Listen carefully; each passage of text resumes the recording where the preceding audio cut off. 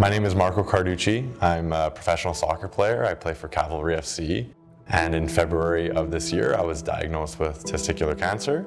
And I'm here to help share my story.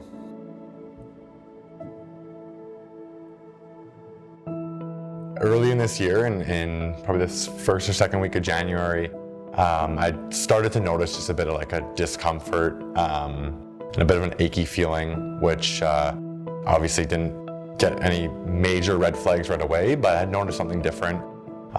Thankfully, one way or another, I had known that self-awareness and self-checking is important. So at that time, I started to do my own checks, and I'd actually noticed that something felt different as well, which got me a little bit worried. But I was also like, well, it could be, a lot of things, right? You don't instantly go directly to the worst case scenario.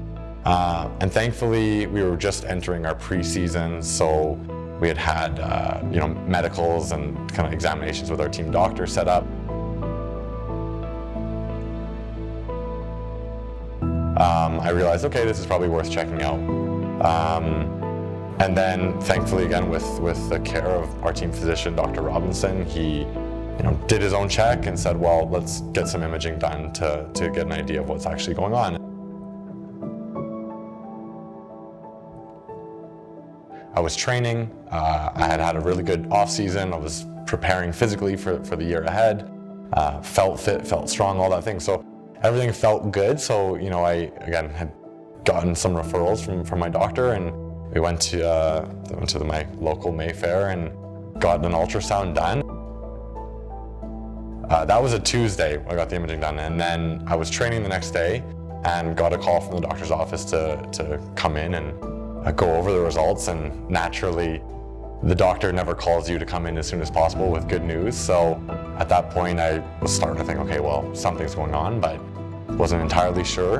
And then I got the news that they had found a mass that was very indicative of testicular cancer.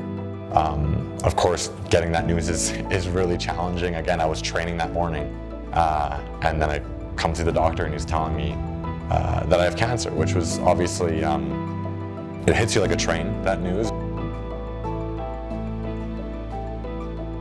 Again, thankfully, I can't say enough that I was in such good hands with Dr. Robinson and everyone else from this point forward.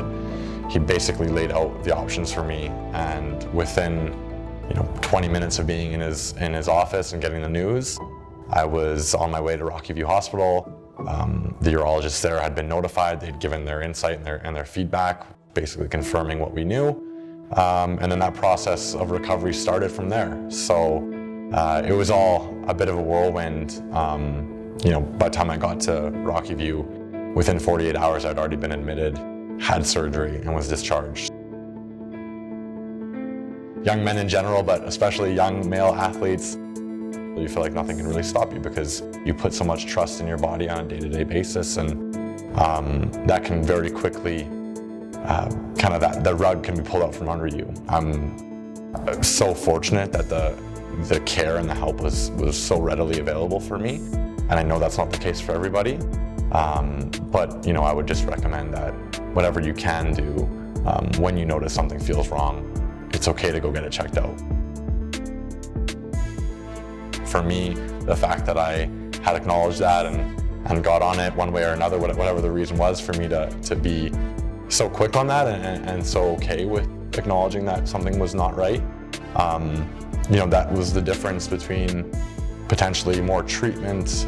There could have been spread, and then that could have affected not only my professional career as a soccer player, but also my life potentially. So I'm so grateful that I was able to learn that lesson, and also, learn it with as little treatment as possible.